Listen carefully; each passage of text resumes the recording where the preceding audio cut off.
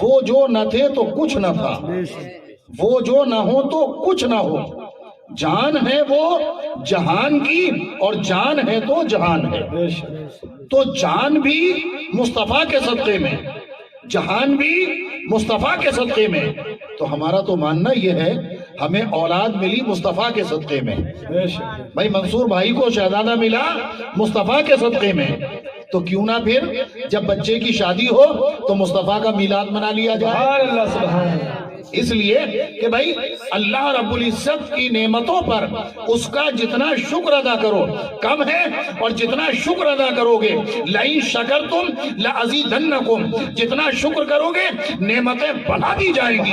تو ظاہر سی بات ہے اللہ کی بے شمار نعمتیں ہمارے وجود پر ہیں، جسم کے رونگٹے رونگٹے میں اللہ کی نعمتیں ہیں، سانس کے آنے جانے میں اللہ کی بے شمار نعمتیں ہیں، شادی میں بے شمار نعمتیں ہیں، تو ہم کیسے اپنے رب کا شکر ادا کر پاتے ہیں؟ تو ہم سنیوں نے ایک بہتر طریقہ سوچ لیا کہ اللہ جو دیتا ہے دینے والا حقیقی اللہ ہے، دلانے والے مصطفیٰ ہیں۔ بے شک جبھی تو اعلیٰ حضرت بول پڑے دیتا وہ ہے دلاتے یہ ہیں، رزق اس کا ہے کھلاتے یہ ہیں۔ میرے مصطفیٰ کی شان جبھی تو اللہ کے دینے کو دیکھتے ہوئے اللہ نے مالک و مختار بنا دیا، تو امام احمد رضا مچل پڑے کون دیتا ہے دینے کو چاہیے، دینے والا ہے سچا ہمارا نبی۔ سبحان اللہ۔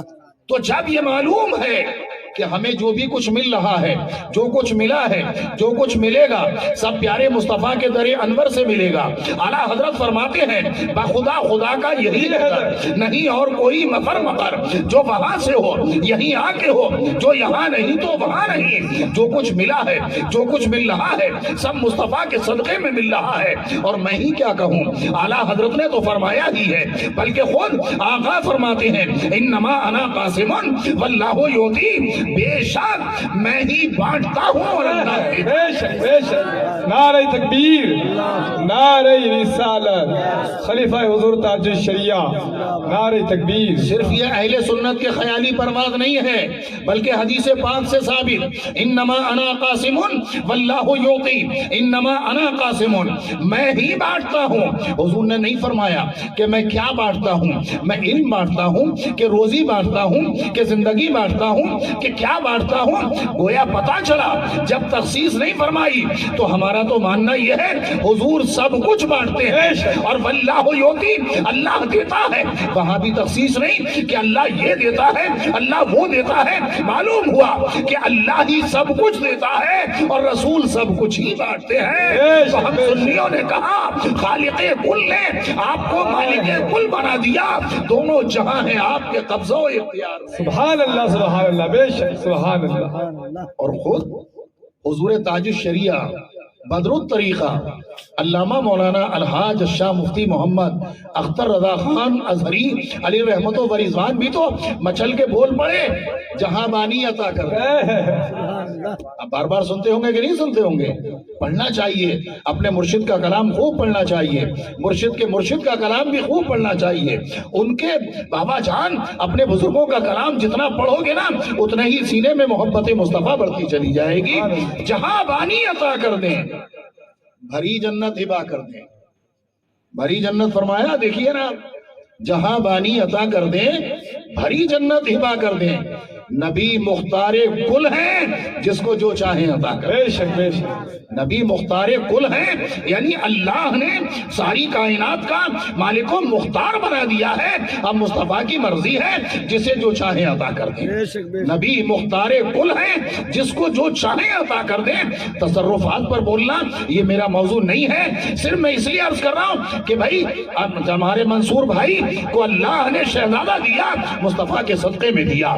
آپ میں سے بہت سے حضرات ہمیں جسے بھی اولاد ملی مصطفیٰ کے صدقے میں ملی، دکان ملی مصطفیٰ کے صدقے میں ملی، زمین مصطفیٰ کے صدقے میں، گھر مصطفیٰ کے صدقے میں، بیوی مصطفیٰ کے صدقے میں، بھائی بہن مصطفیٰ کے صدقے میں، یہ ساری کائنات جب مصطفیٰ کے صدقے میں، تو ہم سنیوں نے طے کر لیا اے وہابیوں تم کتنا بھی چلو، ہمارے یہاں شادی ہوگی تو مصطفیٰ کا میلاد ہوگا، दुकान सजेगी तो मुस्तफा का मीलाद होगा, शादी होगी अकीका होगा मुस्तफा का मीलाद होगा, हमारे यहाँ तो हज को जाएंगे तो भी मुस्तफा का मीलाद होगा।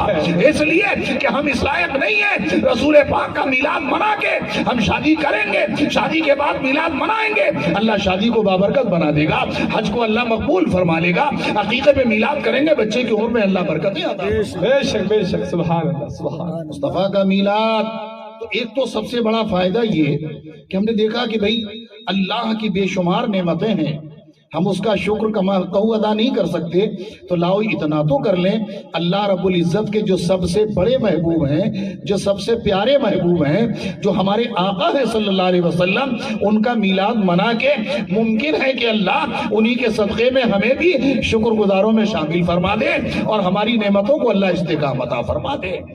तो ये कितना बड़ा फायदा हुआ भाई शादी के मौके पर मीलाद मनाने का। एक तो ये फायदा। अब दूसरी चीज ये भी कि बहुत सारे हमारे भाई नावाकिफी की बुनियाद पर ये समझते हैं कि जब तक शादियों में माज़अल्लाह नाच गाना ना हो, जब तक खुराफात ना हो, डीजे ना बजे, माज़अल्लाह डांस ना हो, जब तक कि उनके नजदीक गोया शादी नहीं होती माज़अल्लाह। मैं आपको इसकी खराबियां गिनाऊंगा और सिर्फ एक दरसी तकलीफ समझ करके आप सुन लीजिए इंशाअल्लाह। जो भी अर्ज करूंगा अगर आपने गौर से सुना तो कुछ ना कुछ आपको इंशाअल्लाह दुनिया आखिरत का फायदा तो नजर आएगा। मेरा मकसद ये नहीं कि मैं किसी लायक, बल्कि मकसद ये है कि आप कुछ लेकर के उठें और अल्लाह करे कि मेरी भी मगफिरत का सामान हो जाए, आपकी भी मगफिरत का सामान हो जाए। भाई अब आप देखें कि उससे खराबियां आखिर क्या है, आप कभी गौर से सोचिए। दानिश्वर हैं आप, सब लोग समझदार हैं, जहां तक मेरी आवाज पहुंच रही है, और उन्हें भी समझाएं जो लोग यहाँ मौजूद नहीं है, आवाज नहीं पहुंच रही है और उनकी मंशा हो कि नहीं भाई हम तो अपने बच्चों की शादी करेंगे तो नाच गाना भी होगा, बैंड भी होगा, डीजे भी होंगे। तो खुदा के वास्ते इन मुबारक महफिलों से ये दर्स ले लो। एक तो देखो कोई अच्छा काम होता है तो हिर्स होती है कि नहीं होती है, यार फलां ने किया हम भी करेंगे, होना चाहिए ये। तो इस काम में हिर्स होना चाहिए। भाई जनाब मंसूर साहब ने अपने बच्चे की शादी पर मिलाद मुस्तफ़ा रखा, उलमा के एक अदना से खादिम को बुलाया, लाओ हम रखेंगे, सैयद साहब को बुलाएंगे। सुभान अल्लाह। भाई होगा कि नहीं होगा, फला को बुलाएंगे, चलो भाई उन्हीं के सदके इस खादिम को भी याद करेंगे। ये मान लिया, मैं ये नहीं कहता कि मुझे ना, अगर आप बुलाएंगे तो हर वक्त हाजिर अल्हम्दुलिल्लाह। तो बहरहाल तो एक फायदा उसमें ये भी होगा कि दूसरों को, अगर आप, हमारे मंसूर भाई ने किया, कल हमारे दूसरे भाई ऐसा ही करें, तीसरे भाई देखें, चौथे देखें, पांचवें देखें, तो मुमकिन है अल्लाह के करम से जो चीजें खुराफात शादियों में हो रही थी वो किस्से पारीना हो जाए। किस्से पारीना का मतलब पुराना वाकया लोग याद करें, अरे कभी हमारी तड़वी बरादरी में ऐसा होता था, कभी हमारी बरादरी में, हमारे जो भी गांव हैं पूरी बरादरी के, कभी इसमें ऐसा होता था कि किसी ने ये मनाया वो बुलाया। लेकिन अल्लाह का शुक्र है कि अब सारी खुराफात नापैद हो गई हैं। ये होगा कि नहीं होगा, बोलो इंशाअल्लाह। अरे भाई ये होना ही चाहिए। और आप अपनी किस्मत पे नाज तो करो, कितना कि कम है कि आपकी जमात, आपकी बरादरी में अल्लाह ने इस उलमा की जमात को भी पैदा फरमा दिया। आप इसे मामूली ना समझे। और फिर आप ही ने तो इन्हें पढ़ाया है, भाई आप ही ने तो इन्हें पढ़ाया है, आप ही ने तो इन्हें मुसल्ले पे खड़ा किया है अल्लाह के फजल से। सबसे पहले तो अल्लाह का शुक्र अदा करें, मैंने पहले अर्ज किया। और फिर आपने पढ़ाया, इन बच्चों को बढ़ाया, तो आपकी जिम्मेदारी ये नहीं होती कि आप इनकी बात को माने, जिम्मेदारी होती है कि नहीं होती है। पूरी बरादरी के एक एक फर्द की, एक एक बच्चे की, एक एक बूढ़े की ये जिम्मेदारी होती है कि इनकी बात को सराखों पर रखें। इसी में दुनिया की भी भलाई है और तुम्हारे लिए आखिरत की भी भलाई है मुसलमानों। तो ये तो यही चाह रहे हैं ना कि हमारी पूरी बिरादरी से ये सारी खुराफात का जनाजा निकल जाए, जिसे डीजे कहते हैं, नाच गाना कहते हैं, बैंड बाजा कहते हैं, ये सारी जो खुराफात हैं, गाने बजाने या औरतों की महफिलों में कुछ नाच गाने, गीत वगैरह, ये सारी चीजों का जनाजा निकल जाए और बस आवाज हो तो एक हो, मुस्तफा जाने रहमत पे लाखों सलाम। अल्लाह सुभान अल्लाह। नारे तकबीर, नारे रिसालत, मिलाद मुस्तफा, नारे तकबीर, नारे रिसालत। तो इंशाअल्लाह इसमें सब कोशिश करेंगे कि नहीं करेंगे, बोलो। बोलो, सब कोशिश करेंगे, आप भी करेंगे, हमारे घर की माँ बहन बेटियां भी कोशिश करेंगे। इसलिए कि बहुत सारे घरों में हमारी माँ बहन बेटियों की भी चलती है, तो वो अपनी इस तरह से चलाइए नहीं, मेरे तो एक ही बच्चा है, अगर मेरे में बैंड नहीं बजेगा तो मैं क्या देखूंगी, माज़अल्लाह, ये नहीं, बल्कि वो नाराज हो जाए, बच्चा कहे चल तू कर ले अपनी शादी, हम नहीं बैठते तेरी शादी में, देखे कैसे कर लेगा शादी। ऐसा कभी भी मत करो। बहुत से करते हैं ना, यार वो बच्चा नहीं माना, बुढ़ा नहीं माना, भाई नहीं माना, कोई कब्र में पहुंचेगा नहीं, जवाब खुद देना पड़ेगा आपको। इसलिए कि पूरा घर, अगर आप बड़े हैं तो वो आपकी रियाया है, आप उसके निगहबान हैं, आपको जवाबदेह होना पड़ेगा।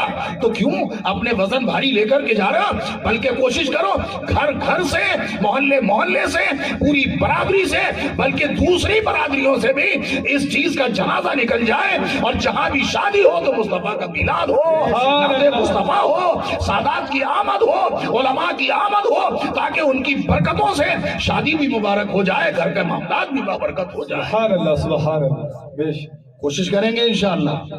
कोशिश करना अपना काम है, कामयाबी देना रब्बे कदीर के दस्ते करम में है, उसके दस्ते कुदरत में है। फिर आप, अभी तक तो ये रही कि मैंने आपको समझाया, लेकिन अब ये कि थोड़ी सी खराबी पे आप निगाह डालें कि कितनी बड़ी खराबियां और कहां तक पहुंचती है, मैं आपको ये दिखाऊं। पहली चीज तो ये, अगर आप कोई दुकान खोलते हैं, बड़े संजीदा मिजाज के साथ जवाब दें, अगर आपने कोई कारोबार खोला, कोई दवाई का स्टोर खोला, परचूनी की दुकान खोली, कोई और कारोबार डाला, अल्लाह करे कि सारे सुन्नियों के सारे जायज कारोबार में अल्लाह खूब बरकतें अता फरमाए, और जिन सुन्नियों के जायज कारोबार किसी वजह से कम हो गए, तंगियां, अल्लाह उनमें खूब बरकतें अता फरमाए। अगर आप कोई कारोबार खोलते हैं तो सबसे पहले क्या करते हैं बताइए? आप बैंड बाजे वालों के पास जाते हैं या मौलाना साहब के पास जाते हैं? बोलिए। अरे भाई, आपने कोई दुकान खोली तो आप क्या करते हैं? आपका मकान बना फर्ज कीजिए नया, आप क्या करते हैं? बैंड बाजे वालों के पास जाएंगे, डीजे वालों के पास, या फिर मौलाना साहब के पास जाएंगे? भाई जाहिर है जवाब यही होगा, मौलाना साहब के पास ही जाएंगे ना भाई। चलिए मौलाना साहब, कुरान खानी करा दीजिए, 10 बच्चों को भेज दीजिए, खाना भी खा लेंगे, कुरान खानी भी हो जाएगी, बरकतें होंगी। एक दुकान आपने डाली, नई दुकान, तो कारी नदीम साहब के पास पहुंचे, इन उलमाए अहले सुन्नत के पास पहुंचे, चलिए हजरत आपके कदम पड़ जाएंगे, बरकतें होंगी, कुरान पढ़ दीजिए, नाते मुस्तफा पढ़ दीजिए, सलातो सलाम पढ़ दीजिए, ताकि सलामती के साथ दुकान चले। मेरे भाई, दुकान की जिंदगी, अल्लाह सारे सुन्नियों के जायज कारोबार में बेपनाह बरकतें अता फरमाए। लेकिन कभी ऐसा भी होता है, दुकान की जिंदगी 1 साल होती है, ना चली, बंद कर दी, दूसरी डाल ली, दूसरी डाल ली, तीसरी डाल ली। लेकिन मेरे भाइयों, ये बताओ, अपने बच्चों की जब तुम शादियां करते हो तो ये तो दुकान ऐसी है कि पूरी जिंदगी के लिए है। बोलो भाई, कोई चाहता है कि ये जिंदगी में खत्म हो कभी? अरे बल्कि ये तो ऐसा कारोबार है जो जन्नत तक चलेगा। अरे भाई, आपने हदीस पाक में सुना होगा कि जो नेक बीवियां हैं, उनके शौहर नेक हैं, तो यहाँ बीवियां नहीं रहेंगी, बल्कि वो जन्नत में भी दे दी जाएंगी। सुभान अल्लाह, जन्नत में भी अता की जाएंगी, और हूरों से ज्यादा हसीन हो जाएंगी, वो जन्नत में दी जाएंगी। तो ये तो जन्नत वाला कारोबार है। दुनिया के चंद दिनों के कारोबार के लिए आप मौलाना साहब के पास आए, हाफिज नदीम साहब को याद करें, और माज़अल्लाह जो पूरी जिंदगी का कारोबार, बुढ़ापे का कारोबार, उसके लिए आप नचगइयों के पास जाएं, गाना गाने वालों के पास जाएं, डीजे बुलाएं, बैंड बाजा बजाएं। क्या आप नहीं जानते, जहां बाजा बजता है शैतान नाचता है, वहां लानतें बरसा करती हैं। क्या आप चाहेंगे कि आपके बच्चे की शादी हो, नई दुल्हन आ रही है और आपके घर में लानतें बरसे? आप तो यही चाहेंगे ना कि खुशियों का माहौल रहे, खुशियों को इस्तेकाम मिले, हम भी खुश रहें, हमारा बच्चा भी खुश रहे, आने वाली दुल्हन भी खुश रहे, दुल्हन की माँ भी खुश रहे, शौहर की माँ भी खुश रहे, बच्चे की माँ भी खुश रहे, दोनों खानदान खुश रहे। ये चाहते हो तो लानत वाले बाजों को मत बुलाओ, ये चाहते हो तो डीजों को मत बुलाओ, ये चाहते हो तो डांस मत कराओ, ये चाहते हो कि खुशियां मिले, हाफिज नदीम को बुला लो, चंद बच्चे आ जाएं, बड़ा जलसा ना भी होगा, उन तालिबे इल्मों के कदम आ जाएंगे, बरकतें। नारे तकबीर, नारे रिसालत, खलीफा हुजूर ताजुल शरिया, नारे तकबीर, नारे रिसालत। मैंने میں ہی کہتا کہ اتنا بڑا جلسہ سب کی طاقت نہیں ہوتی کہ اتنا بڑا جلسہ رکھے، تو اتنا تو کر سکتے ہیں۔ حافظ ندیم صاحب اور علماء اہل سنت جن کے نام سب کے میرے ذہن میں نہیں، ان کے پاس پہنچ جاؤ، ان کے پاس چلو آپ بھی آ جاؤ، حافظ ندیم صاحب بھی آ رہے ہیں، آپ بھی آ جاؤ، چند علماء کے قدم بلا لو، خدا کی قسم خوشیوں کو استحکام ملے گا۔ اس لیے کہ حدیث پاک میں ہے اگر کسی قبرستان سے عالم دین یا متعلم گزر جائے، اللہ مردوں سے 40 دن کے لیے عذاب کو اٹھا لیتا ہے۔ جب قبرستان کے مردوں کو فائدہ پہنچ سکتا ہے تو زندوں کو بہت خوب کرو تو صحیح، آپ یہ کرنا پڑے گا اگر چاہتے ہو کہ خوشیوں کو استحکام ملے، ورنہ تو کیا ہوگا؟ شروع ہی میں جب لعنت برسنے کا کام کرا لوگے، ڈی جے بجوا کر، بینڈ باجے بلا کر، اور معاذ اللہ پیسے پاس نہ ہو، 50 ہزار معاذ اللہ ان ناچ گانے والوں کو دینا، ان ناچنے والوں کو دینا، معاذ اللہ کیا جواب دو گے اپنے رب کے حضور؟ مجھے جواب دو، آپ کے علم میں آنا چاہیے، بے ہوشی میں نہیں رہنا ہے ہمیں۔ قیامت کے دن حدیث پاک میں ہے 4 باتوں کا جواب جب تک آدمی دے نہ لے گا اپنے قدم ہلا نہیں سکے گا۔ حدیث پاک میں، ترغیب میں حدیث پاک موجود ہے، 4 چیزوں کا جواب جب تک دے نہ لوگے قدم نہیں ہلا پاؤ گے۔ بھائی آپ ہیں کہاں؟ چند پیسوں کے چکر میں آپ اتنا بھول جاتے ہو آپ کا پیسہ کہاں جا رہا ہے، کسے جا رہا ہے، آپ کو خبر ہی نہیں۔ وہی 50 ہزار جو تم نے ناچ گانے والوں کو دیا، بینڈ باجے والوں کو دیا، آپ نے ڈی جے والوں کو دیا، وہی 50 ہزار اس مسجد میں دے دیتے، مدرسے میں دے دیتے، تمہاری بھی قبر روشن ہو جاتی۔ تم نیت کر لیتے باپ کی طرف سے تو باپ کی بھی قبر روشن ہوتی، تم نیت کرتے بیوی کی طرف سے بیوی کی قبر بھی روشن ہو۔ سبحان اللہ، بے شک بے شک۔ یہ کیا ہو رہا ہے صاحب؟ تمہارا پیسہ اس لیے ہے کہ حرام خوری میں جائے، تمہارا پیسہ اس لیے ہے کہ گناہوں کے کاموں میں جائے، ارے تمہارا پیسہ تو اس لیے ہے تمہارے لیے جنت میں جانے کا سبب بن جائے۔ مسلمانوں آپ ذرا سوچو کس قدر خرابی، آپ خرابی میں آپ کو دکھا رہا ہوں۔ ایک تو یہ کہ بھائی اتنا پیسہ برباد کیا، اب اسی کے ساتھ صاحب کیا ہو رہا ہے؟ اب صاحب بینڈ باجے والوں کو بلا لیا، ایک طرف تو گھر میں لعنت بس رہی ہے، نحورت برس رہی ہے، اور دوسری جانب ہو کیا رہا ہے؟ اب صاحب اس میں جو اس کے دل میں آ رہا ہے وہ گا رہا ہے کہ نہیں؟ جو اس کے دل میں آ رہا ہے وہ گا رہا ہے۔ آپ کے علم میں آنا چاہیے جو لوگ دنیا میں شوق سے گانے سنتے ہیں نا، قیامت کے دن سیسا ایک دھات ہوتی ہے جو کہ اتنی مضبوط ہوتی ہے کہ ٹس سے مس نہ ہو۔ بھائی حضرت ذوالقرنین، سکندر ذوالقرنین نے سیسا پگھلا کر ہی تو ڈالا تھا اندر، یاجوج ماجوج کو جب بند کیا تو سیسا پگھلا کر کے گانا سننے والوں کے کانوں میں ڈالا جائے گا۔ اللہ کی پناہ۔ اب تھوڑا سا غور کریں، ایک مچھر اگر چلا جائے، چھوٹا سا بھونگا بھی اگر کان میں چلا جائے تو کتنی تکلیف ہوتی ہے؟ جب تک نکل نہ جائے چین پڑتا ہے؟ نہیں پڑتا نا۔ تیل ڈالو، یہ کرو، ایسے ایسے کرو۔ اے میرے بھائی وہ دھات سیسا جب پگھلا کر کے ڈالا جائے گا کانوں میں تو میرے بھائی کوئی چین پڑے گی؟ بھلا سوچو کیا کرو گے؟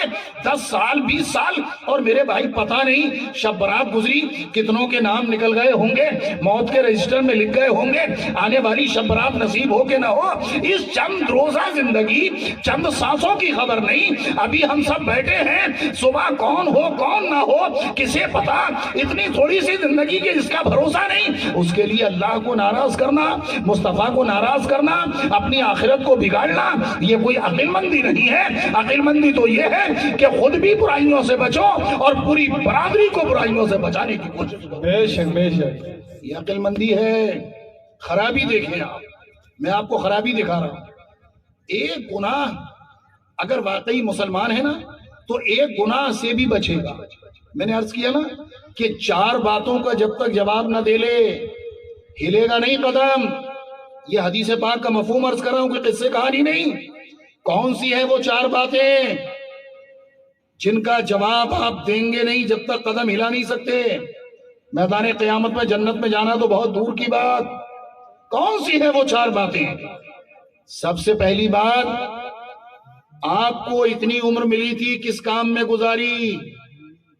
50 سال 60 سال بالغ ہونے کے بعد، 48 سال بچی ہو، 52 سال بچی ہو، جتنے بھی سال بچی ہو، جب سے مکلف किस काम में आपकी उम्र गुजरी, जवाब दो। मुसलमानों, अगर डीजे बाजे में उम्र गुजरी होगी, दाढ़ियां मुंडाने में उम्र गुजरी होगी, नमाजों को छोड़ने में उम्र गुजरी होगी, अपने पैसे की ज़कात ना निकालने में उम्र गुजरी होगी, रब के हुजूर क्या जवाब दोगे, कह सकोगे कि अल्लाह हमने इसमें उम्र गुजारी है? नहीं, और इनकार भी कर नहीं सकते, इसलिए कि अल्लाह आलिमुल गैब व शहादा है। तुम जो भी कुछ कर रहे हो, ये दो फरिश्ते किरामन कातिबीन बैठे हैं, फौरन लिख रहे हैं। आप समझ लीजिए, आप 7 पर्दों के पीछे छुप करके गुनाह करोगे, फरिश्ते सब लिख रहे हैं। क्या जवाब दोगे रब के हुजूर, बताओ किस काम में उम्र खर्च की आपने, जवाब दो पहले। दूसरा सवाल, जवानी कैसे आपकी खर्च हुई? पूरी उम्र के बारे में भी पूछा जाएगा हदीस पाक में, और उम्र में से खासकर जवानी। क्या हम कहेंगे कि माज़अल्लाह जो हमारे नौजवान हीरो की, अभी हमारे मौलाना साहब समझा रहे थे कि हीरो लोगों के तरीके पर चलते हुए, बाल देखो तो हीरो जैसे, बच्चियों को देखो तो हीरोइन जैसी, माज़अल्लाह रब्बिल आलमीन, क्या यही जवाब देंगे? ऐसा पहनावा माज़अल्लाह कि अगर सजदे में जाए तो पीछे का हिस्सा इतना खुल जाए कि नमाज ही ना हो, माज़अल्लाह, क्या यही पहनावा हमें जन्नत में लेकर के जाएगा? क्या जवाब दोगे जब पूछा जाएगा आपकी जवानी कैसे गुजरी? क्या यही जवाब दोगे? माज़अल्लाह हमने तो रात भर कानों में ढेटे लगा ली थी मोबाइल की और गाने सुनते गुजरी थी, माज़अल्लाह। पहले तो कभी कभी होता था, वो भी नहीं होना चाहिए, माज़अल्लाह के थिएटर में गया आदमी, फिल्म देख के आ गया, उस पर भी बड़े बूढ़े बेचैन, घर वाले बेचैन, कहाँ गया था। लेकिन आज तो घर घर थिएटर बना हुआ है, टीवी में जब देखो तो गाने सुने जा रहे हैं, माज़अल्लाह, फिल्में देखी जा रही हैं, माज़अल्लाह। चलो वो टीवी का बटन खोलना पड़ता था, घर में आना पड़ता था, लेकिन अब तो मोबाइल में सारी बुराई की चीजें मौजूद हैं, हर वक्त निगाहों के सामने वही है, बड़े नसीहत कर रहे हैं वही देख रहे हैं, बाप बात कर रहा है, माँ जवाब को नहीं दे रही है वही देख रही है, बच्चियां वही देख रही हैं, माज़अल्लाह। बताओ रब के हुजूर क्या यही जवाब दोगे कि हमारी जवानी ऐसे गुजरी थी? मुसलमानों, सवाल होगा जवानी कैसे गुजरी, जवाब दो। तीसरा सवाल, माल कहां से कमाया, कहां खर्च किया? माल कहां से कमाया, कहां खर्च किया, जवाब दो।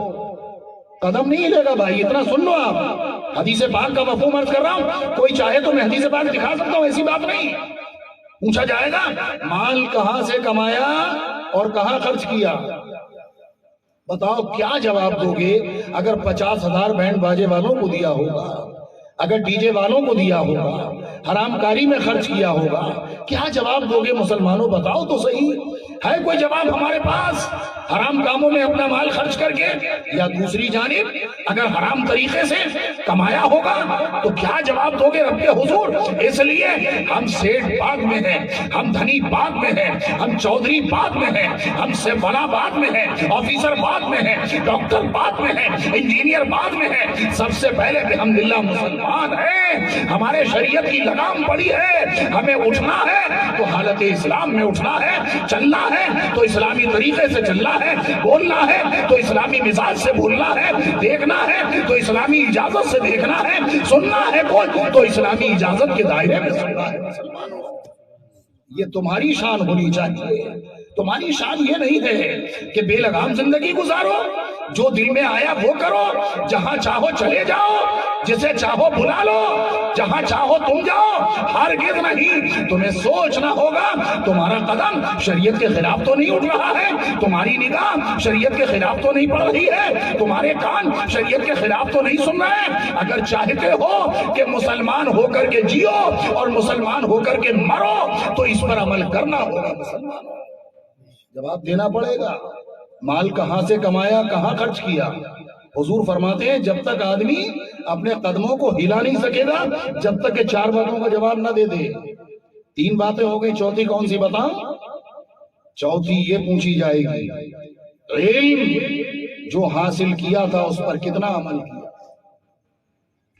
ऐसा नहीं है कि आप सोच रहे हो कि सारी तकरीरें भाई हम आवाम ही के लिए होती हैं, उलमा के लिए कुछ नहीं है। आप सोचिए, चौथी बात उलमा ही के तो लिए है। बेशक इल्म हासिल किया तो उस पर कितना अमल किया। کہیں ایسا تو نہیں تھا کہ نماز کو لوگ دوسروں کو کہتے تھے خود نہیں پڑھتے تھے معاذ اللہ؟ کہیں ایسا تو نہیں تھا کہ زکوٰۃ کو کہتے تھے خود نہیں دیتے تھے معاذ اللہ؟ کہیں ایسا تو نہیں تھا لوگوں سے کہتے تھے نگاہوں کی حفاظت کرو، اپنی نگاہوں کی حفاظت نہیں ہوتی تھی معاذ اللہ؟ علماء سے بھی پوچھا جائے گا علم حاصل کیا، اس پر کتنا عمل کیا؟ چار باتوں کا جب تک جواب ہوگا نہیں قدم جگہ سے ہلے گا نہیں۔ ذرا سوچو، ہمیں یہ سوچ کر کے زندگی گزارنا ہے۔ ہم دوسروں کی طرح نہیں ہیں کہ مرنے کے بعد پھونک دیا جائے گا، راکھ اڑ گئی پتہ نہیں چلے گا، بلکہ میرے بھائی اس کے بعد تو اصلی زندگی شروع ہوگی۔ برزخ کی جو زندگی ہے نا اصلی، ارے بھائی یہاں کتنے سال؟ میں نے عرض کیا سال 2 سال، چلو 4 سال 6 سال 10 سال 20 سال 50 سال 60 70 سے اوپر کوئی جاتا نہیں۔ کتنے دن یہاں ہے؟ اور قبر میں کتنے دن ہے کوئی پتا ہے؟ 100 برس 200 برس 500 برس؟ ارے بھی جب تک قیامت نہیں آئے گی قبر میں تو پڑے رہنا ہے۔ تو کیا عقل مندی ہوئی کہ 10-20 سال کی زندگی کے لیے وہ 1500-2000 سال کی زندگی بیکار کر لیں؟ بلکہ ہونا تو یہ چاہیے یہ زندگی صحیح گزار لو۔ قبر کیا ہوگی؟ حضور فرماتے ہیں مومن جب قبر میں جاتا ہے تو اس کی شان یہ ہوتی ہے اسے سب سے پہلا جو تحفہ ملتا ہے وہ یہ ملتا ہے کہ تجھ سے کہا جاتا ہے جو تیرے جنازے میں شریک ایمان والے ان سب کی بخشش فرما دی گئی ہے۔ سبحان اللہ۔ جب ایمان والا دنیا سے جائے تو اس کی یہ شان ہو کہ دوسروں کو انعام ملے تو اس کے صدقے میں دوسروں کی بخشش ہے، تو اس قبر والے کا عالم کیا ہوگا؟ بولو مسلمانوں۔ تو زندگی کیسی گزرے گی ہماری؟ ایسی گزرے گی نا کہ ہماری دنیا بھی کامیاب ہو اور ہماری آنے والی قبر کی منزل بھی کامیاب ہو جائے۔ میں عرض کر رہا تھا خرابی، ذرا سوچو آپ کتنی خرابی۔ ایک تو یہ کہ آپ نے پیسہ جو برباد کیا ہے اس کا جواب دینا ہے۔ ایسا نہیں ہے ہم کہہ دیں گے مولا میں نے کمایا تھا میں نے خرچ کر دیا، معاذ اللہ۔ ایسا اگر کوئی سمجھ لینا تو جو آدمی اپنی کوشش سے ایک نمالے کے لائق نہیں کما سکتا اور اللہ دینے پر آئے اپنے کرم سے دیتا ہے تو ہمیں بغیر کرے اچھی اچھی نعمتیں مل جاتی ہیں کہ نہیں؟ اللہ بڑا دینے والا ہے، رزاق حقیقی اللہ ہے، تو پھر نہیں کہہ سکتے تو جواب تو دینا ہوگا نا۔ تو اس میں ہوش میں آؤ۔ اب ایک خرابی تو یہ کہ پیسہ آپ کا ناجائز۔ اب دوسری چیز یہ آپ نے بینڈ باجا بلایا، اب صاحب وہ گانے بجانے والے آئے، ڈی جے آئے، ڈانس ہوا معاذ اللہ، گانے گائے گئے، خوب کانوں میں معاذ اللہ رس گلا۔ اب کیا ہوا صاحب؟ لڑکے کے باپ نے بلایا، لڑکے کی ماں نے بلایا، لڑکے کے بھائی نے بلایا، باقاعدہ میٹنگ ہوتی ہے گھر میں، کون سا بینڈ بلانا ہے، کون سا ڈی جے لانا ہے، بھلے اسے قرض لینا پڑے، بھلے اسے سود پہ لینا پڑے، معاذ اللہ۔ یہ نکاح کو اتنا مشکل بنا دیا ہے۔ اب آپ دیکھیے دیا ادھر، اس کے بعد کیا ہوا؟ اب صاحب پیسہ گیا ناجائز حرام میں، اب بلایا جتنوں نے، اب دیکھنے والے 100 200 500 کبھی کبھی پوری بستی، اس میں بہت سارے خوش، جنہوں نے خوش ہو کر کے اس بینڈ باجے کو سنا، ناچ گانے کو دیکھا، تو وہ سارے کے سارے گناہگار اب ان ایک ایک کے گناہوں کا ٹوٹل بلانے والے کے سر، آپ سمجھ رہے ہیں آپ؟ اپنے گناہ اٹھانے کے لائق نہیں آدمی، یہ پوری بستی کا گناہ اپنے سر پہ لاد لیا۔ یہ شادی کر رہے ہو کہ گناہوں کا پوٹلا لاد رہے ہو؟ آپ بھائی آپ شادی کر رہے ہیں کہ گناہوں کا پوٹلا باندھ رہے ہیں اپنے سر پہ؟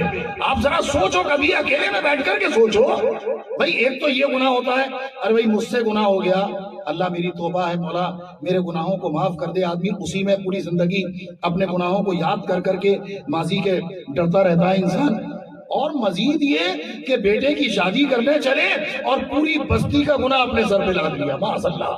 بولو بھائی ہمت ہے؟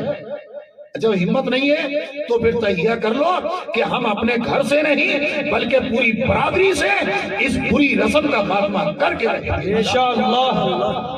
اور یہ رسم جو میلاد مصطفیٰ کی ہے ہر شادی کے موقع پہ انشاءاللہ جاری کر کے رہیں گے انشاءاللہ۔ حضرات اب تک تو یہ بات کہ پوری بستی کا گناہ، جتنوں نے شوق سے سنا، شوق سے دیکھا اس باجے گاجے کو، سب کے اوپر گناہ، کم کسی کے اوپر نہیں ہوگا۔ بستی والے یہ نہ سمجھے کہ بھائی فلاں نے بلایا تھا اس کے سر گیا چلو اپن بچے، نہیں، دیکھنے والوں کی طرف سے کوئی کمی نہیں ہوگی۔ اور پورے کا پورا ٹوٹل 1000 نے دیکھا تو 1000 کو اگر لاکھوں گنا ملے تو وہ لاکھوں گنا مل کر کے اس بلانے والے کے بھی سر آ گئے. پیسہ بھی دیا, لاکھوں گنا بھی سر پہ آ گیا. ایک تو یہ. دوسری اور بہت بڑی خرابی میں عرض کروں جس پر شاید آپ کا ذہن کم جاتا ہو.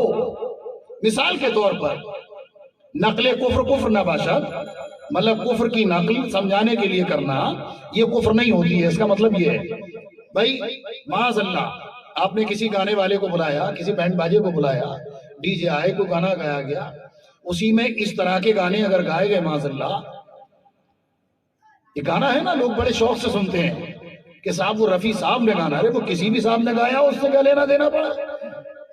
کون سا گانا معاذ اللہ وہ ہے نا, 14ویں کا چاند ہو یا آفتاب ہو, جو بھی ہو تم خدا کی قسم لاجواب ہو. اور اس میں پڑھتے ہیں نا کہ وہ میرے محبوب کو کس نے بنایا سوچتا ہوگا. معاذ اللہ میرے محبوب کو کس نے بنایا سوچتا ہوگا. معاذ اللہ رب العالمین, خدائے پاک کی طرف نسبت. اللہ نے بنایا وہ سوچے گا کس نے بنایا.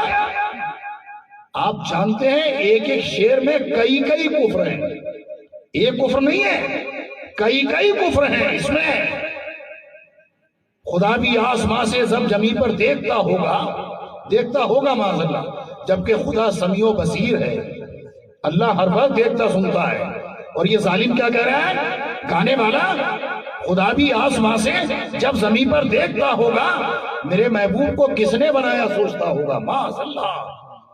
بولو بھائی سب کا بنانے والا خدا ہے کہ نہیں ہے؟ بولو. بڑی آسان بات ہے. خالق کون ہے؟ خدا پاک خالق ہے نا. اور یہ ظالم کیا بک رہا ہے کہ خدا بھی یہ سوچ رہا ہوگا کہ کس نے بنایا میرے محبوب کو. معاذ اللہ, سب بار معاذ اللہ. اب بتاؤ, ایک تو خدا کے بارے میں سوچنا, دوسرے دیکھتا ہوگا, تیسرے کس نے بنایا. معاذ اللہ. اس کا مطلب یہ ہوا کہ اس نے خدائے پاک کے علاوہ بھی کسی کو خالق مانا. معاذ اللہ. کتنے کفر ہوئے ایک ہی شعر میں. پورے گانے کی بات الگ, اور ایسے ایک دو نہیں بلکہ بہت سے گانے آپ کو ملیں گے. ہوگا کہ آپ صاحب اس گانے کو, اس طرح کے اور بھی جو گانے ہیں جس میں کفریہ کلمات ہیں, اگر کسی نے گایا یا کسی نے سن کر کے خوش ہوا تو کیا ہوگا؟ ایسے شخص پر کفر کا حکم لگے گا. آپ سمجھ رہے ہیں؟ یعنی وہ شخص ایمان والا نہیں رہے گا, کافر ہو جائے گا. اب ذرا سوچئے, گئے تھے بچے کی شادی کرنے, گئے تھے خوشیاں منانے, ماں بھی خوش, باپ بھی خوش, بھائی بھی خوش, دولہا میاں بھی خوش کہ لاؤ صاحب بیجا, لاؤ گانے اور بجاؤ یہ. لیکن ہو یہ رہا ہے کہ کتنوں کے ایمان کا جنازہ نکل گیا, کتنوں کے ایمان کا جنازہ. جنہوں نے گایا وہ تو ہیں ہی کافر, لیکن جنہوں نے خوش ہو کر کے سنا. بلکہ گناہ کا معاملہ یہ ہے کہ کوئی اپنے گھر میں ہے, گھر میں رہتے ہوئے اس نے سنا کہ یار فلاں جگہ ڈانس ہوا تھا معاذ اللہ, اور اس نے افسوس کیا کہ یار میں کیوں نہ گیا, میں بھی چلا جاتا. تو ایسا شخص افسوس کرنے والا بھی ویسا ہی ہے جیسے وہ وہاں موجود ہو. اتنا سن لو آپ. آپ نے بلایا, پیسہ خرچ کیا, کتنے لوگوں کے ایمان کا جنازہ نکلا, کتنے لوگوں کا ایمان گیا, اور اس کا ذمہ دار کون؟ بولو بھائی کون ہوا ذمہ دار؟ بلانے والا ذمہ دار ہوا کہ نہیں ہوا؟ اب خرابی, ایمان گیا, جیسے ہی ایمان گیا تو بیوی نکاح سے باہر. اتنا سن لو آپ. ارے بھائی جو شادی ہوئی ہے آج ہمارے منصور بھائی کے شہزادے کی, تو ایمان کی بنیاد ہی پر تو ہوئی ہے شادی. مسلمان بچی, مسلمان بچہ, دونوں کے درمیان یہ ایجاب و قبول, اسی کا نام تو شادی ہے. اب اگر ایک بھی دونوں میں سے کافر ہوا, نکاح ختم. آپ اور سے تو سوچو مسلمانوں, 50,000 60,000 بھی دے رہے ہو, اتنا گناہ بھی لے رہے ہو, اتنے لوگوں کا ایمان بھی جا رہا ہے, اور اتنے لوگوں کی بیویاں نکاح سے باہر ہو رہی ہیں. کرا سکو گے سب کے نکاح؟ بعض تو ایسا ہوگا کہو گے دوبارہ نکاح کر لو تو مارے گا, الٹا لڑنے کو کھڑا ہو جائے گا. تو آیا ہے دوبارہ میرا نکاح کرانے والا ہے نا. اور آپ کی وجہ سے کتنے لوگوں کا ایمان گیا، کتنے لوگوں کا نکاح ٹوٹا، کتنے لوگوں کی بیوی نکاح سے باہر ہوئی۔ اب جب بیوی نکاح سے باہر ہوئی، اب یہ گناہ کا سلسلہ تھما نہیں میرے بھائی۔ ایک تو ایمان گیا، بیوی نکاح سے باہر، جب بیوی نکاح سے باہر ہوئی اور بغیر نکاح کے وہ بیوی سے قریب ہوگا تو گناہ کون سا ہوگا؟ بولو، گناہ کون سا ہوگا؟ زنا کا گناہ ہوگا کہ نہیں ہوگا؟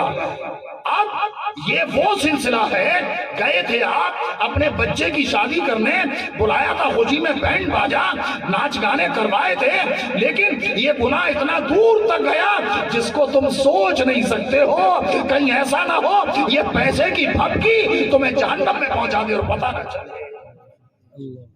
اِنَّ بَطْشَ رَبِّكَ لَشَدِيدٌ، بے شک تیرے رب کی پکڑ بہت سخت ہے۔ مسلمانوں سن لو، اللہ نے فرما دیا ہے 4 پیسے ہونے کے بعد بھورا مت جاؤ، 4 پیسے ہونے کے بعد پاگل مت بنو، اسے خرچ کرو لیکن اللہ و رسول کی رضا کے لیے خرچ کرو، انشاءاللہ یہاں بھی کام آئے گا، میدان بیعت میں کام آئے گا۔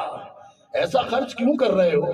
خود بھی گناہ گار، دوسرے بھی گناہ گار، کتنے رشتہ دار بیچارے آئے شادی میں اور جا رہے ہیں کہ بیوی نکاح سے نکل چکی ہے۔ کیا ہوگا تمہارا؟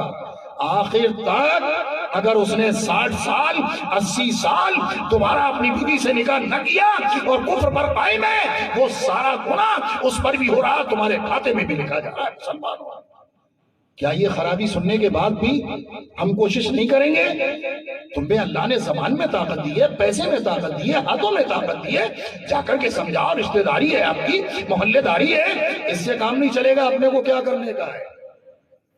بہت سارے لوگ کہتے ہیں نا، ارے یار اپن تو صحیح ہے نا، جانے دو، اپنے کو کیا کرنے کا، بمبئی کی بولی میں نا، اپنے کو کیا کرنے کا، کرنے تو وہ کرے گا، وہ بھرے گا، جو کرے گا وہ نہیں بھرے گا۔ گیہوں کے ساتھ گھن بھی پستے ہیں، ہمیشہ یاد رکھنا۔ ایک موقع پر اللہ رب العزت نے حضرت جبریل امین کو حکم دیا، جبریل فلاں بستی کو اٹھا کر کے پلٹ دو، گناہ بہت ہو رہے تھے اس بستی میں، پلٹ دو۔ عرض کیا مولا اس میں تیرا ایک بندہ ایسا رہتا ہے کہ جس نے پلک جھپکنے کے برابر بھی گناہ نہیں کیا ہے، اتنا نیک بندہ تھا کہ جیسے آدمی پلک جھپکتا ہے نا، اتنا بھی گناہ نہیں، اس سے اتنا نیک کا مولا۔ پھر فرمایا پلک جھپکنے کی برابر گناہ تو نہیں کیا ہے، لیکن کبھی گناہ کرنے والوں کو دیکھ کر اس کے چہرے کا نقشہ بدلا، کبھی اس نے روکنے کی کوشش کی، جاؤ میں اس کے سب کو جا کر کے پلٹ دوں۔ حضرت جبریل امین آئے، اپنے ایک بازو پر قرآن کی تفسیر کو پڑھو، آسمان تک لے کر کے گئے، پورے زمین کے حصے کو گھڑوں کا پانی بھی نہ چھلکا، اور وہیں سے انہوں نے پوری زمین کو پلٹ دیا، سارے کے سارے ہلاک ہو گئے۔ مسلمانوں، میں نہیں کہتا کہ اس نیک آدمی کا انجام اچھا نہیں ہوگا، مرنے کے بعد اچھا ہوگا، لیکن دنیا میں تو جو سزا انہیں ملی وہ ملی کہ نہیں ملی؟ آپ ذرا سوچو۔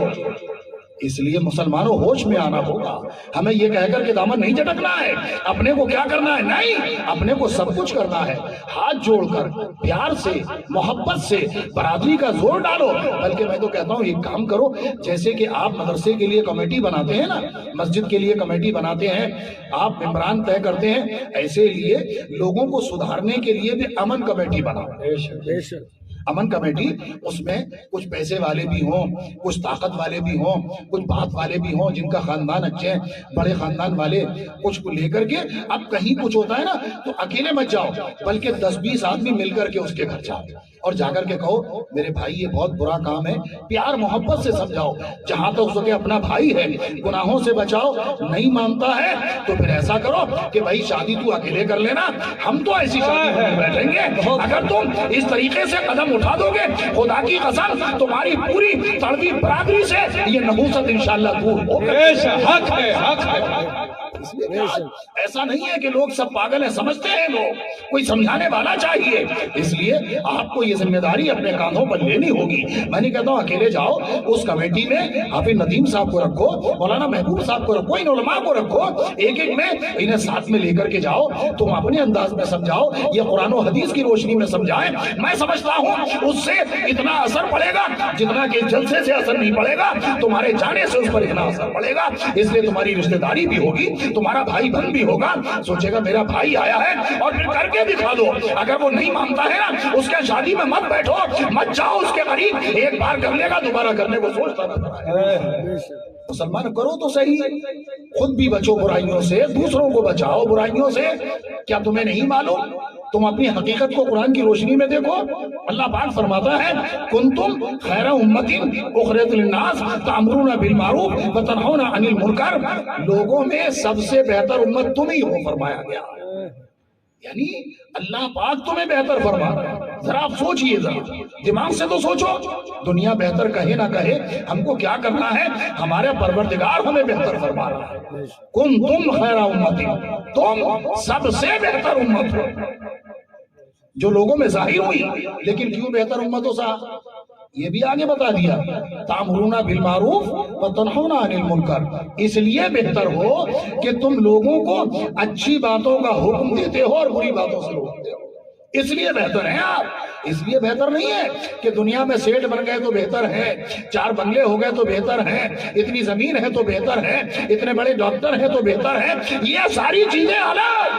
تم اس لیے بہتر ہو قرآن کی روشنی میں کہ تم خود بھی برائیوں سے بچتے ہو، دوسروں کو بھی برائیوں سے بچاتے ہو، خود بھی اچھائیاں کرتے ہو، دوسروں کو اچھائیوں پہ لگاتے ہو. اس کے لیے ایسا طریقہ اختیار کرو. یہ سب کر کے دنیا سے جاؤ تو تمہاری دنیا بھی کامیاب رہے، تمہاری قبر بھی کامیاب ہو، تمہاری آخرت بھی کامیاب ہو جائے. مسلمانوں، یہ شادی ہے، شادی خانہ آبادی ہے. یہ اس کو ناچ گانے کما کر خانہ بربادی مت کرو. مسلمانوں، شادی کو شادی رکھو، شادی کو خانہ بربادی مت کرو اپنے ہاتھ سے.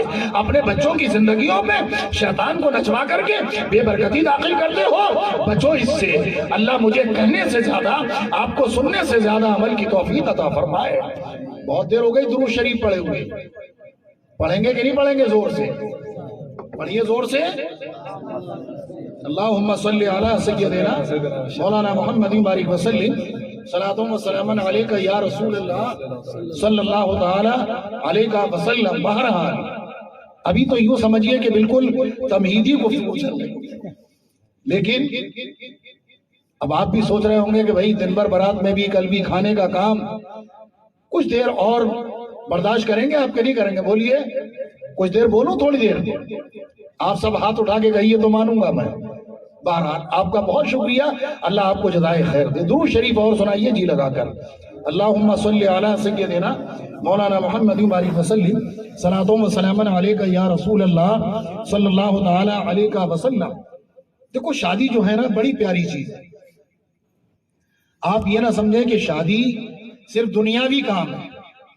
آپ نکاح کی محفل میں اور اس منسلک تقریب میں حاضر ہیں، اس لیے اس پر گفتگو کرنا بھی کچھ دیر ضروری ہے نا بھائی. تو شادی جو ہے، حالانکہ پروگرام بھی وہ چل رہا ہے اور موضوع بھی وہی ہے الحمدللہ، اس سے ہٹا ہوا نہیں ہوں میں، لیکن پھر بھی شادی بہت پیاری چیز ہے. علماء فرماتے ہیں کہ شادی یہ دنیاوی امور سے نہیں بلکہ دینی امور سے ہے. شادی جو ہے نا وہ دینی امور سے ہے بھائی. اس لیے کہ دیکھو جس طریقے سے انسان کے جسم کو کھانے کی ضرورت ہے، کھانا پانی نہ ملے تو ہمارا وجود باقی رہے گا؟ نہیں رہے گا. تو وجود بقا کے لیے، بقائے وجود کے لیے کھانا ضروری، اور بقائے وجود یعنی بقائے نسل کے لیے نکاح ضروری ہے. مسلمانوں، نکاح ضروری ہے کہ نہیں ضروری؟ جیسے کھانا ضروری ہے نا، ویسے نکاح بھی ضروری ہے. اور یاد رکھو اتنا ضروری ہے نکاح، فرمایا گا حدیث پاک میں ہے، اتنا ضروری ہے نکاح کہ اگر کسی کا بچہ یا بچی شادی کے لائق ہو جائے اور وہ ماں باپ کوئی مجبوری بھی نہ ہو اور شادی نہ کرے، اور اگر ان سے کوئی گناہ سرزد ہو گیا بچے سے یا بچی سے، تو اس کا گناہ باپ کے سر ہوگا. حدیث پاک میں ہے، سن لو مسلمانوں. اس لیے شادیوں کو ایسا مت کرو کہ اتنا بھاری بنا لو، اتنا خرچہ کرنا نہیں کرنا. ارے شریعت مصطفیٰ کے مطابق شادی کر دو. حضور فرماتے ہیں وہ بہتر نکاح ہے جس کا بوجھ ہلکا ہو، یعنی خرچہ کم ہو، وہی نکاح بہتر ہوتا ہے. فرمایا گیا وہی نکاح بہتر ہوتا ہے. اب آپ دیکھیے شادی پتہ یہ چلا کہ راہ دین سے ہے. اللہ کو پسند ہے کہ اس کے بندے دنیا میں زیادہ ہوں. شادی ہوگی، نسل چلے گی، نسل بڑھے گی تو اللہ کی عبادت کرنے والے بندے زیادہ پیدا ہوں گے. تو یہ شادی کا اتنا بڑا فائدہ ہے کہ شادی کرتے وقت اگر باپ یہ سوچ لے, ماں یہ سوچ لے, بھائی یہ سوچ لے, دولہا یہ سوچ لے, ہم اس لیے شادی کر رہے ہیں اپنے بچے کی, اپنے بھائی کی, اپنی بہن کی, وہ سوچ لے میری شادی اس لیے ہو رہی ہے کہ اللہ کے بندے بڑھیں گے, رسول پاک کی امت بڑھے گی اور دین پر چلنے والے بڑھیں گے, تو انشاءاللہ یہ شادی کرنا اس کے لیے دنیاوی کامیابی کا سبب بھی ہوگا, آخرت کی کامیابی کا سبب بھی ہوگا. اس لیے کہ انما الاعمال بالنیات, اعمال کے ثواب کا دار و مدار نیتوں پر ہے. تم نے اچھی نیت کی تھی, ہم اس لیے شادی کر رہے ہیں, بچہ ہوگا حافظ قرآن بنائیں گے, عالم دین بنائیں گے, نمازی بنائیں گے, روزے دار بنائیں گے, نیت کر لی, اللہ چاہے گا ثواب تمہارے نامہ اعمال میں لکھا جاتا رہے گا. مسلمانوں یہ ہے شادی. اور اس کے بعد اب دیکھیے آپ کس قدر شادی کوئی ایسا نہیں ہے کہ صرف امور دنیا سے ہے, بلکہ یہ امور دین سے ہے. شادی ایسا امور دین سے کہ اس کے قواعد, اس کے فوائد, اس کے طور طریقے قرآن پاک میں بھی موجود ہیں, احادیث مبارکہ میں بھی موجود ہیں. آئیے قرآن ہی کی روشنی میں آپ دیکھیں, ہن لباس لکم وانتم لباس لہن. اللہ پاک نے کتنی بہترین تعلیم عطا فرمائی, شوہر کے لیے بھی بیوی کے لیے بھی. اللہ پاک فرماتا ہے شوہروں سے اور بیویوں سے, ہن لباس لکم, تم ان کا لباس ہو, وہ تمہارا لباس ہے. دونوں کو ایک دوسرے کا لباس فرمایا گیا. کیا مطلب؟ اس سے بہت ساری چیزیں سمجھ میں آتی ہیں. فرض کیجئے ہمارے بدن میں کوئی کمی ہے تو ہم نے لباس پہن لیا, تو یہ لباس ہمارے بدن کی کمی کو چھپا لیتا ہے کہ نہیں چھپا لیتا ہے؟ کیا مطلب؟ قرآن نے شوہر کو بیوی کا لباس کہا, بیوی کو شوہر کا لباس کہا. اس کا مطلب یہ ذہن دیا کہ اے شوہروں, اے بیویوں, تم اس بات کا لحاظ رکھو, اگر تمہارے شوہر میں کوئی کمی ہے, بیوی بن کر ایسا لباس کا کام کرو, اس کی کمی کو چھپا لو. شوہر کی ذمہ داری ہے اگر بیوی میں کوئی کمی ہے اس کی کمی کو چھپا لے. اگر اس پر عمل ہوگا انشاءاللہ تمہارے گھر جنت کا نمونہ بنے رہیں گے. مسلمان ہن لباس لکم وانتم لباس لہن. ایک چیز یہ بھی ہوتی ہے, آدمی کہیں جاتا ہے, جیسے دوپہر برات میں جانا ہوا لوگوں کا, اللہ کرے کہ سارے سنیوں کی بچوں کی خوشیاں سب کو دیکھنا نصیب فرمائے جائز طریقے سے. اب برات میں گئے, کسی محفل میں آدمی جاتا ہے, جو اچھے کپڑے ہوتے ہیں وہ پہن کر کے جاتا ہے کہ نہیں جاتا ہے؟ تو لباس جو ہے نا, لباس یہ کبھی کبھی عزت کا سبب بھی بنتا ہے. لباس عزت کا سبب ہوتا ہے کہ نہیں ہوتا؟ بھائی لاؤ اچھے والے کپڑے, اس پہ استری کرا دو, ہمیں منصور بھائی کے بچے کی برات میں جانا ہے, فلاں ولیمے میں جانا ہے, فلاں شادی میں جانا ہے. کرتے ہیں کہ نہیں کرتے ہیں؟ تو اب لباس یہ انسان کی عزت کا سبب بنتا ہے. لباس یہ انسان کی عزت کا سبب بنتا ہے.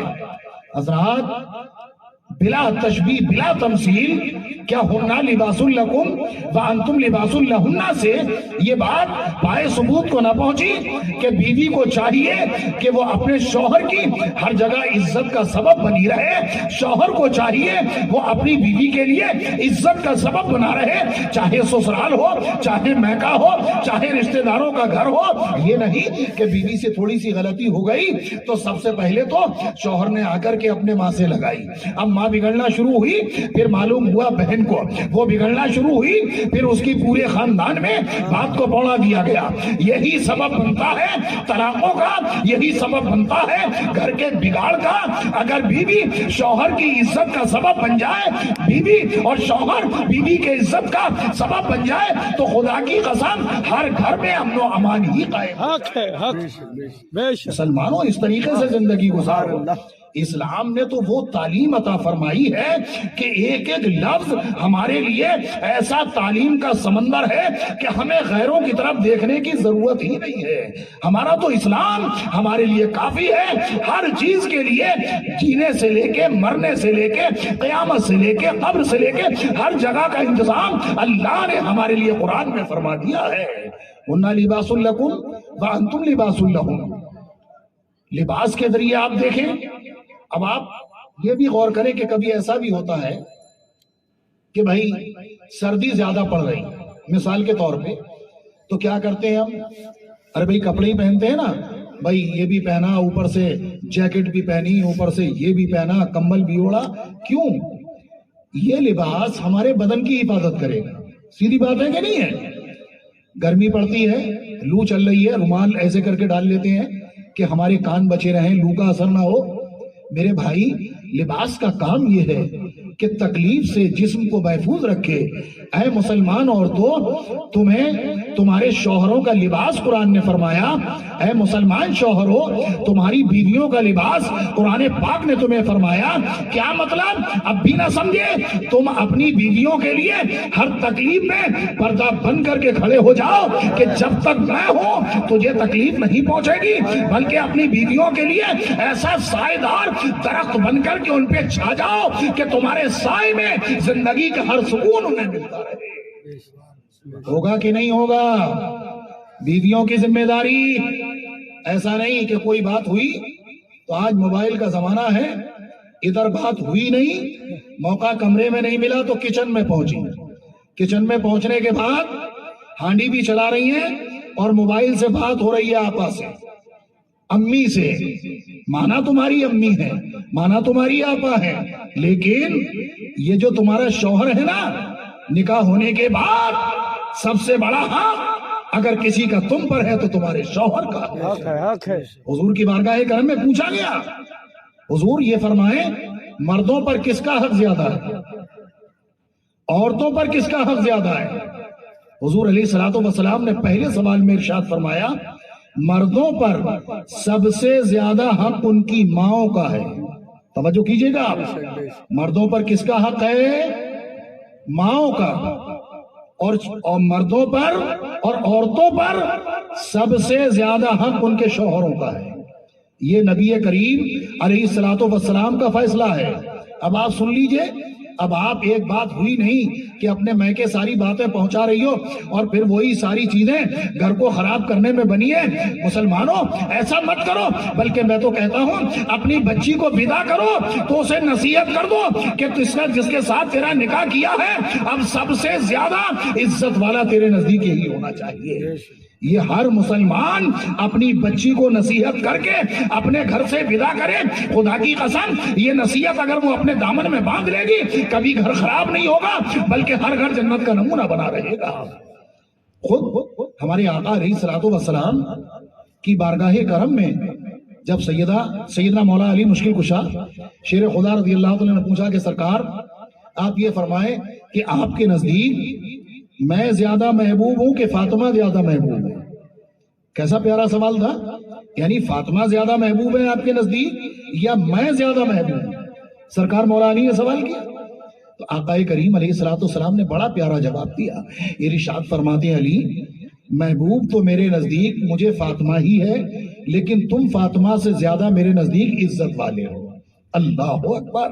گویا کہ رہتی دنیا تک حضور نے یہ بتا دیا کہ اپنے دامادوں کو اس طرح سے عزت دو کہ وقت پڑنے پر بیٹی سے بھی زیادہ اپنے داماد کی عزت کرو. محبت تو بیٹی سے ہی ہوتی ہے. کون باپ ہوگا جسے اپنی بیٹی عزیز نہ ہوگی؟ کون بیٹی ہوگی جسے اپنا باپ عزیز نہ ہوگا؟ لیکن اے لوگوں یہ اسلام کا قانون ہے کہ تم نے اسے اپنا بیٹا بنا لیا ہے، اس لیے بیٹی کے مقابلے ہمیشہ اسے عزت زیادہ دو. انشاءاللہ اس کے شوہر کے گھر اسے زیادہ عزت ملے گی، یہاں بھی بہتر رہے گی وہاں بھی بہتر رہے گی. یہ ہے اسلام کا مزاج. شادی بڑی انمول دولت ہے مسلمانوں.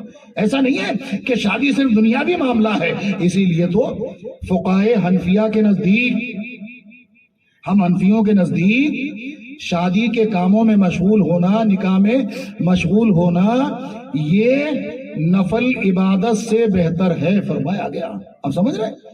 آپ ایسا نہ سمجھیں کہ بھئی آپ کو بارات میں جانا ہوا، شریعت و سنت کے مطابق آپ نکاح میں شریک ہوئے، اس ہال میں کتنی گرمی تھی گرمی تھی، کتنی دیر تک گرمی برداشت کی، لیکن میرے بھائی ایک لمحہ بھی رائے گا نہیں جائے گا. اللہ و رسول کی رضا کے لیے اگر نکاح کی محفلوں میں شرکت کرو گے تو نفل عبادت پڑھنے سے زیادہ اللہ ثواب عطا فرما دے گا. اور پھر نکاح کرنے کے بعد آپ ایسا سمجھ لیں کہ نیکیوں کے دروازے گویا کھل جاتے ہیں. بہت سے نیکیوں کے دروازے جو بند ہوتے ہیں نکاح ہونے سے پہلے وہ بھی آپ پر کھل جاتے ہیں. آپ سوچیں گے کہ وہ دروازے کیا ہیں, تو سنیے آپ, ہوتا یہ ہے آدمی بغیر شادی شدہ بھی نماز پڑھتا ہے, شادی شدہ بھی نماز پڑھتا ہے, لیکن حدیث پاک کا مفہوم ہے پیارے. رسول اعظم علیہ الصلوۃ والسلام ارشاد فرماتے ہیں حدیث پاک کا مفہوم کہ شادی شدہ کی 2 رکعت نماز غیر شادی شدہ کی 70 رکعت نماز سے بہتر ہے. آپ ذرا سوچئے, میں نے کہا نا کہ شادی ہونے کے بعد بہت سارے دروازے نیکیوں کے ایسے کھل جاتے ہیں جو شادی سے پہلے بند ہوتے ہیں. آپ سوچئے کتنا بڑا کام ہے, ادھر 2 رکعت ادھر 80 رکعت, اس لیے کہ اس نے ایک اللہ کی بندی کی ذمہ داری کو اپنے کانوں پر اٹھا لیا ہے. اللہ نے اس کی عبادتوں کا ثواب بھی بڑھا دیا ہے. مسلمانوں عالم یہ ہے, آپ سوچئے ذرا, نکاح ہو گیا, نکاح ہونے کے بعد اللہ نے اولاد عطا فرمائی, اب اولاد ملی, اب اس کے بعد دیکھیں آپ نیکیوں کے دروازے کیسے کھل رہے ہیں آپ کے لیے. شادی کے بعد اللہ و رسول کی رضا کے لیے نکاح کرو, شریعت و سنت کے مطابق کیسے دروازے کھل رہے ہیں. نکاح ہوا, اولاد دی اللہ نے. اب اس سے پہلے تو میں یہ عرض کر دوں, حدیث پاک ہے, تفسیر نعیمہ میں بھی علماء موجود ہیں, تفسیر کبیر کے حوالے سے اور کتابوں کے حوالے سے بھی یہ حدیث پاک موجود ہے. جو مسلمان ایمان والا نکاح ہوا, اپنی بیوی کے قریب ہوا, اپنی بیوی کے قریب ہوتے وقت اس نے بسم اللہ الرحمن الرحیم پڑھ لیا, بسم اللہ شریف پڑھا, یعنی کپڑے بدن سے الگ کرنے سے پہلے بسم اللہ شریف پڑھ لی, تو جانتے ہو آپ کیا ملے گا. فرمایا گیا اگر اسی دوران نطفہ قرار پایا, حمل قرار پایا, تو جو بچہ پیدا ہوگا وہ بچہ دنیا میں آنے کے بعد جتنی سانسیں لے گا, ہر سانس کے بدلے میں اللہ ماں باپ کو نیکیاں عطا فرما دے گا. مسلمانوں دیکھو تو صحیح, تم شریعت پر عمل تو کرو, کیسی تمہارے لیے نیکیوں کے دروازے کھل رہے ہیں. اور بچہ پیدا ہونا تو بات کی بات ہے پیارے, یہ جو ہے نا حاملہ جب عورت ہوتی ہے, جب وہ اولاد کے بوجھ کو اٹھاتی ہے, تو حدیث پاک میں آیا شان یہ ہوتی ہے جب وہ کراہتی ہے. بھئی تکلیف ہوتی ہے, بوجھ ہوتا ہے, تکلیفیں سہتی ہے ماں, جب وہ کراہتی ہے, اوں کرتی ہے, ہاں کرتی ہے, تو اس کے اوں پر, تو پر, ساری چیزوں پر اللہ تسبیح پڑھنے کا ثواب عطا فرماتا ہے. میں نے کہا نا کہ نیکیوں کے بہت سارے دروازے جو شادی سے پہلے مرد کے لیے بھی بند ہوتے ہیں, عورت کے لیے بھی بند ہوتے ہیں. یہ شادی ایسی پیاری شے ہے, یہ نکاح ایسی پیاری عظیم نعمت ہے اللہ کی طرف سے مسلمانوں کے نیکیوں کے دروازے کھل جایا کرتے ہیں تمہارے لیے. ایسا نیکیوں کے دروازے کھلتے ہیں جب ماں اپنے بچے کو دودھ پلاتی ہے.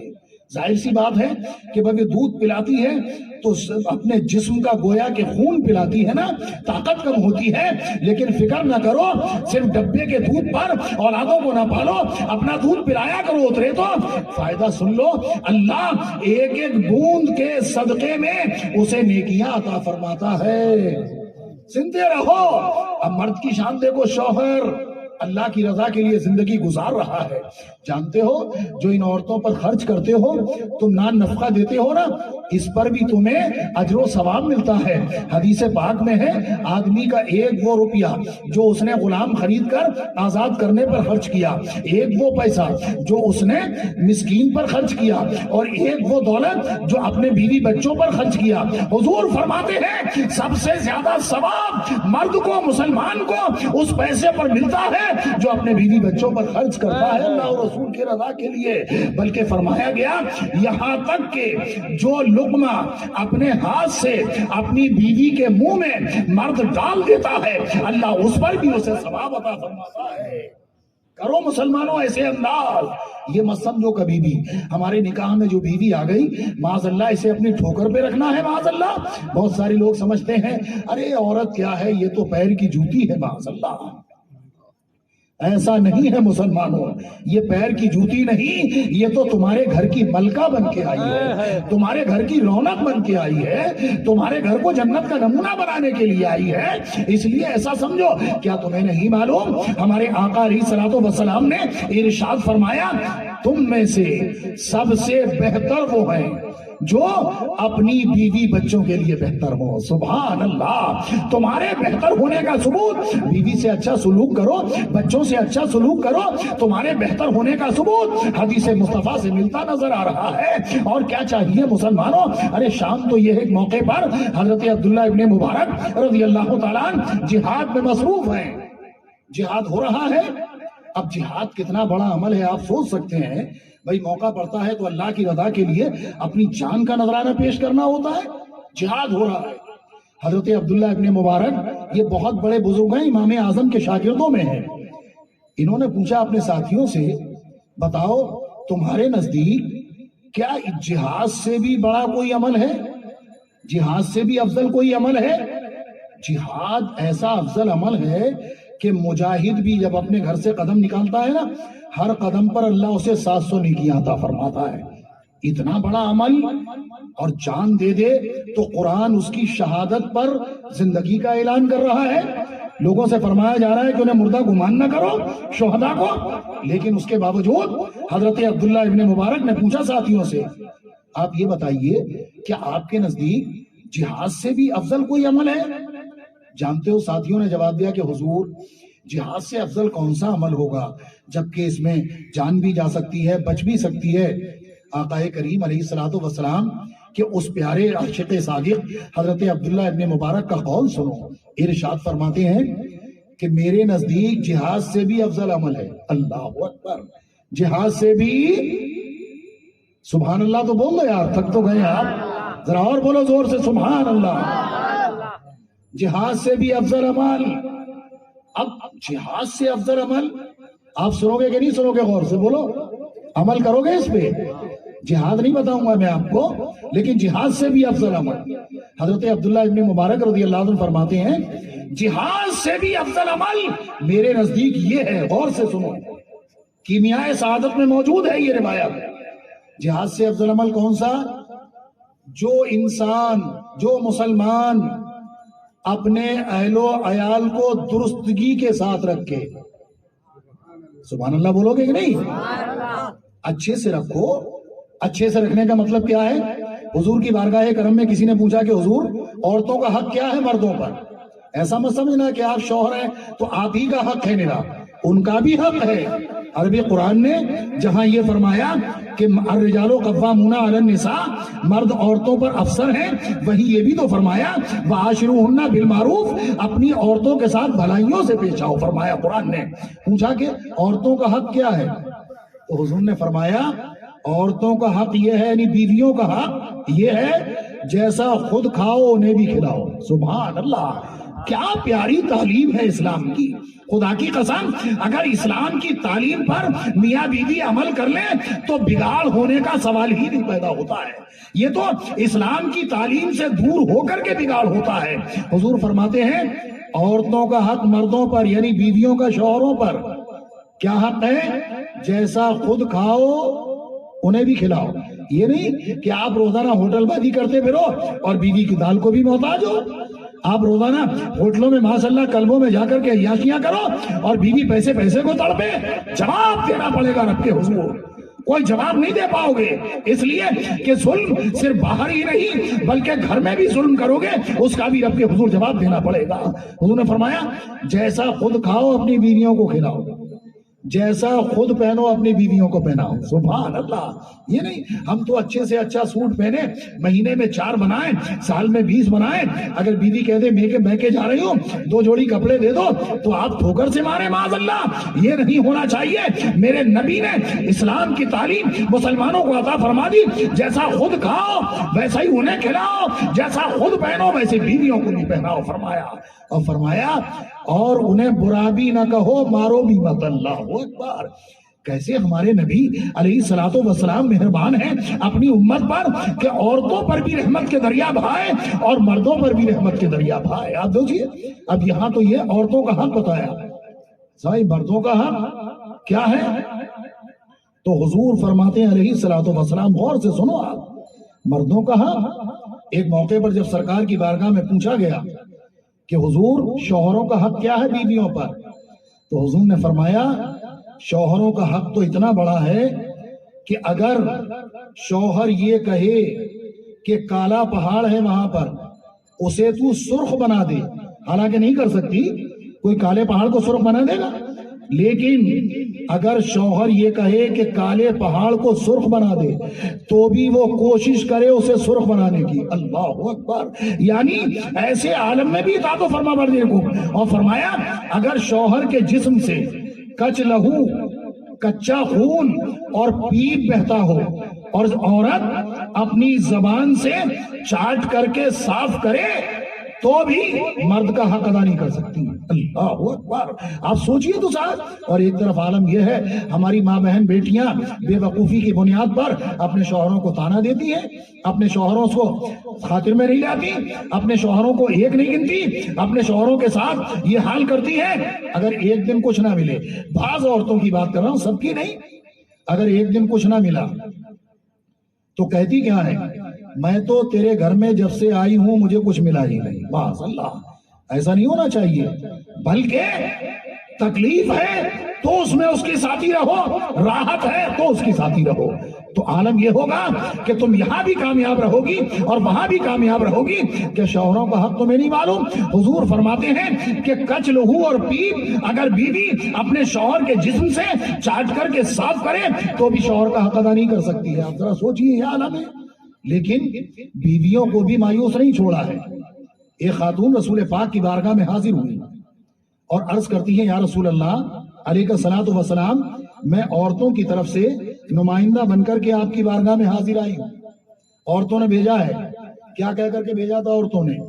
کہا حضور سے جا کر کے پوچھو مردوں پر تو اتنا کرم ہے اللہ کا کہ مرد جہاد کرنے کے لیے جائیں، بچ جائیں تو غازی، مر جائیں تو شہید، قرآن ان کی زندگی کا اعلان کرے، قدم قدم پہ نیکیاں ملیں، ہم ان کے گھر میں رہتی ہیں، ان کے بچوں کو سنبھالتی ہیں، ان کے کپڑوں کو دھوتی ہیں، یہ کرتی ہیں، ہمیں کیا ملے گا؟ رسول رحمت علیہ الصلوۃ والسلام نے کیسا رحمت کا دریا بہایا۔ آقا فرماتے ہیں عورتوں سے جا کر کے کہہ دو کہ جب تم اپنے شوہروں کے گھر کی حفاظت کرو گی، اپنی عزت کی حفاظت کرو گی، ان کے پیچھے ان کے مال کی حفاظت کرو گی تو سن لو تمہیں گھر بیٹھے اللہ جہاد اور شہادت کا ثواب عطا فرما دے گا۔ سبحان اللہ! مسلمانوں کیا کمی ہے؟